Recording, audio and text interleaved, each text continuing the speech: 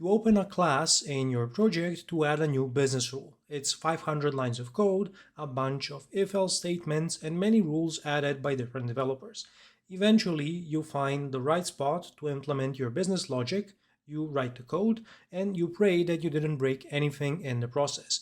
But it doesn't have to be like this. There's a better way using the pipeline pattern, and in this video, I'm going to show you how.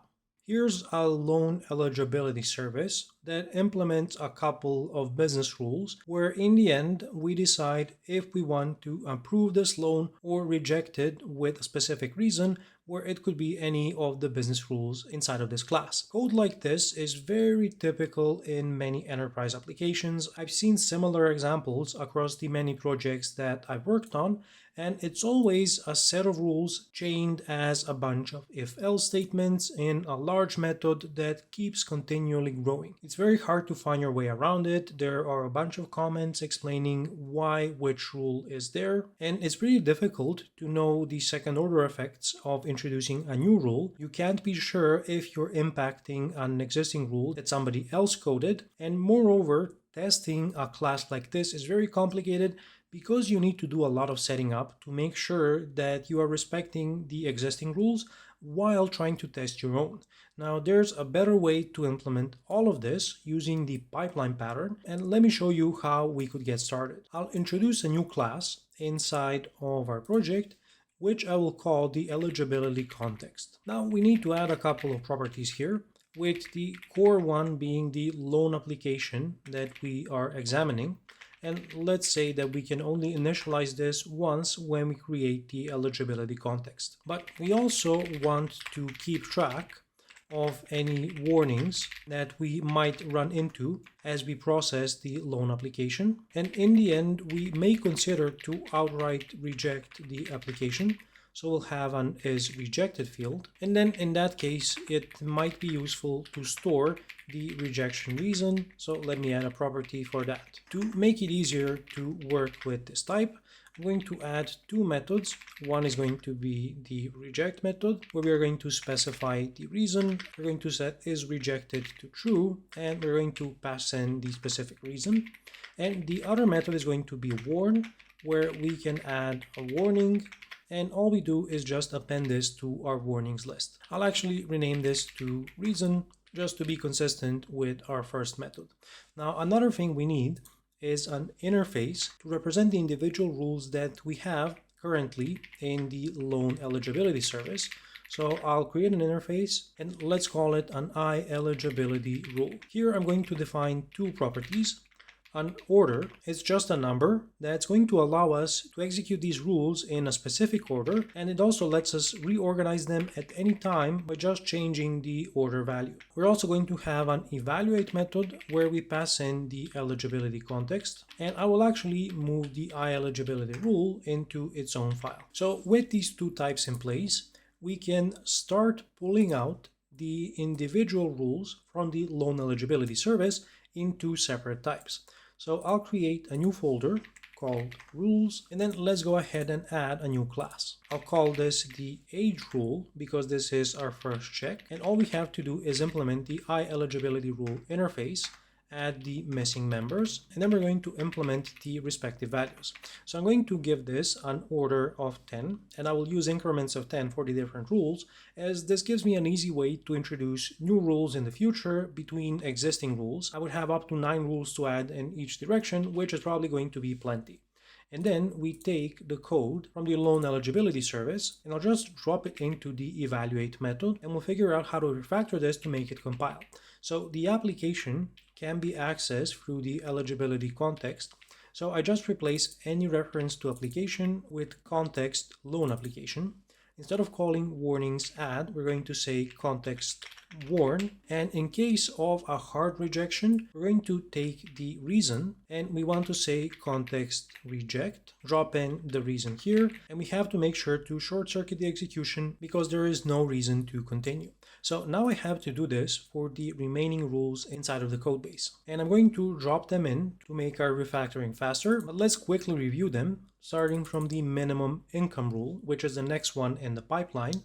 And here we reject any application where the annual income is under 20,000. Then we have the debt to income rule, which could either reject the application or issue a warning. Then we've got the loan amount rule, where we reject any application below a certain minimum or warn when this is above a maximum threshold. And lastly, there's the employment rule that also applies a few additional checks. So we effectively moved every business rule from the Loan Eligibility Service into its own type.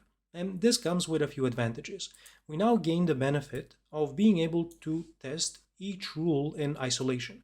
I no longer need to set up the required context for all of this to execute successfully before being able to test rule number 4 or rule number 5 or any new rule that I want to introduce in the future. And this approach also makes it easier to distinguish between warnings and rejections. And another big benefit that we get with this approach is that we can easily introduce new rules in the future. Now, we've got our eligibility rules, but we need some way to execute them. So for this, I'll add a new class, and I'm going to call this the EligibilityPipeline. And what we're going to need here is a field to store the eligibility rules that we have inside of our application.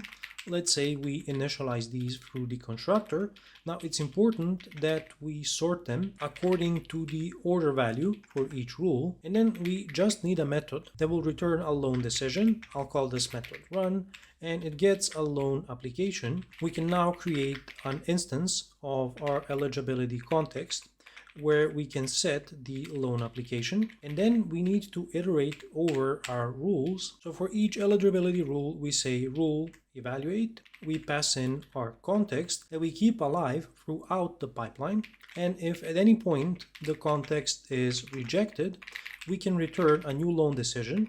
And in case of a failure, here's what we did. In the eligibility service, we would set the application ID, the status, and the rejection reason. So we'll do the same inside of our pipeline. So here I have the loan application, the loan status will be rejected, and then the reason is going to come from our context. So we'll say context rejection reason. I'll also add a fallback in case the rejection reason is null. And then if you recall, inside of the loan eligibility service, we had two ways to make a decision. Based on the number of warnings, if there were none of them, we would just approve the loan. If the number of warnings is less than or equal to 2, we would approve it with some conditions, assuming it wasn't rejected beforehand.